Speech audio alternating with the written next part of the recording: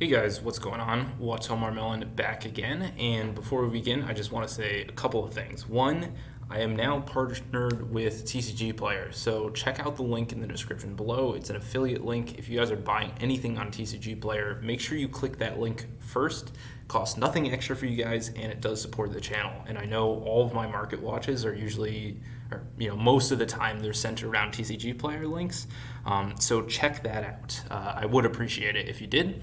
And then the other thing is, as always, check out my recent videos on my main channel. Got a lot of discussion there and a recent collection update 2 videos ago. So without further ado, let's get into the modern card index for March. So as you guys can see, I again have recorded the prices, market prices as according to TCG Player for each of the different Starlights, Collector Rares, Secret Pharaoh Rares, and Ghost Rares that I've sort of put into this general index. I tried to pick some of the more iconic ones that I think would represent things that collectors would want long term, not necessarily players. As you can see, it's been in the red for basically every month in every category. First, looking at Starlight Rares, you can see that IP Masquerena has gone down again.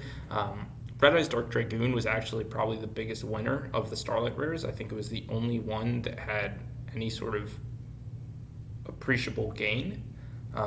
Yada went up ever so slightly, but kind of just a fluctuation. So I would say that Red Eyes Dark Dragoon is one to keep your eyes out for. A lot of the higher end stuff, IP Masquerena continues to go down. It had the quarter century secret rare. I think people are generally just losing confidence in Starlight Rares.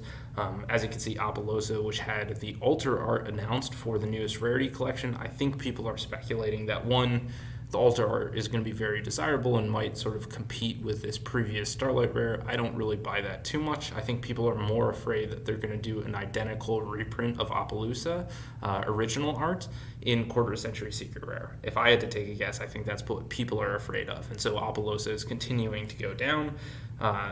Stardust Dragon, it's had that quarter century secret rare tin promo that's like a $5 to $10 card.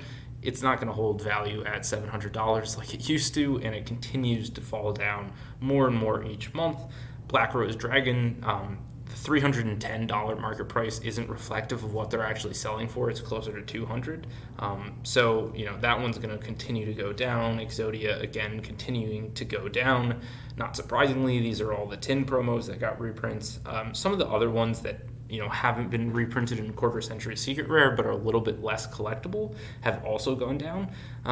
As I said, the one other Starlight that went up but not really appreciable in any way, it went up by 1%, is Yada. And Yada is one that I like quite a lot, and it's not one that I ever see them printing. It's not going to see a reprint in Rarity Collection 2. If it does, I'd be blown away. That'd be in kind of a surprised way, not necessarily a good way.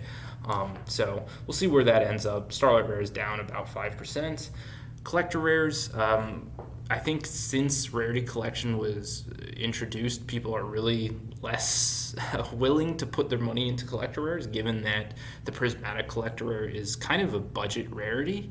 And looks very similar to the Collector Rare. And so if you're getting a lot of these cards as reprints in Prismatic Collector Rare, why would you spend your money on the actual Collector Rare? So stuff's going down considerably. Also, the general market is cooling off. And so things like, Toon Black Luster Soldier, which you wouldn't expect in a rarity collection, even that is, slowly going down over time. And I don't think I've seen any indication that that's gonna stop. Hungry Burger, one of the funny kind of meme collector rares, continues to actually climb. I'm a bit surprised that it's stayed at the price it has. Card Trooper is seeing some love, and I think people that play the Edison format are enjoying Card Trooper and collector rare. And it's, again, not one that I would expect to get a reprint. Something like Scapegoat, I don't think GOAT players are really going after the Collector's Rare, and I think there's some concern that it's going to get a reprint in Rarity Collection 2.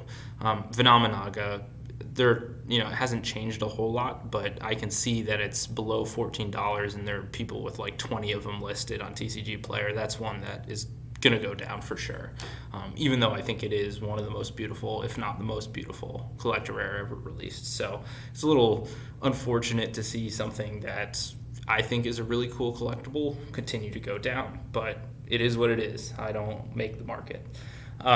Secret Pharaoh's rares went down a little bit, not a whole lot to talk about. Dark Magician Girl is actually recovering. As I've said before, I don't like this in Secret Pharaoh's rare, but other people do. So, it's a little surprising to me, but it's doing well for itself. Slifer went down slightly. Winged Dragon of Ra went down slightly.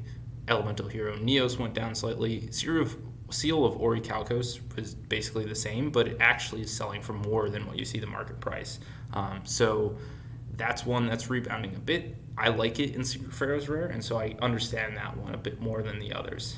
Again, Ghost rares were the only area to actually increase, albeit it was basically just a stable month for Ghost rares.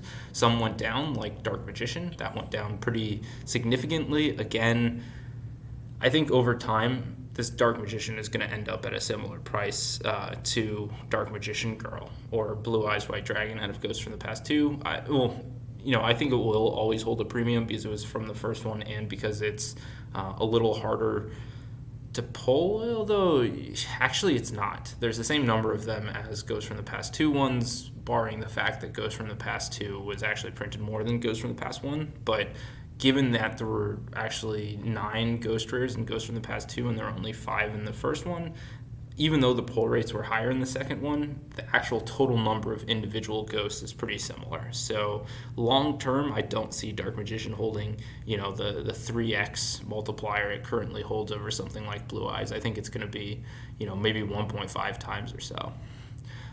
So other than that, you're seeing a lot of stuff just generally fall, and then some of the stuff go up. Like, for example, Red Eyes Black Dragon has held a pretty interesting resurgence, and so we'll see where that one ends up. Crystal Clearwing Synchro Dragon's doing well, and then a lot of the other stuff's pretty stable. So hopefully you guys did enjoy. Again, make sure to check out the affiliate link in the description. It's been your boy Watomarmelon, and peace out.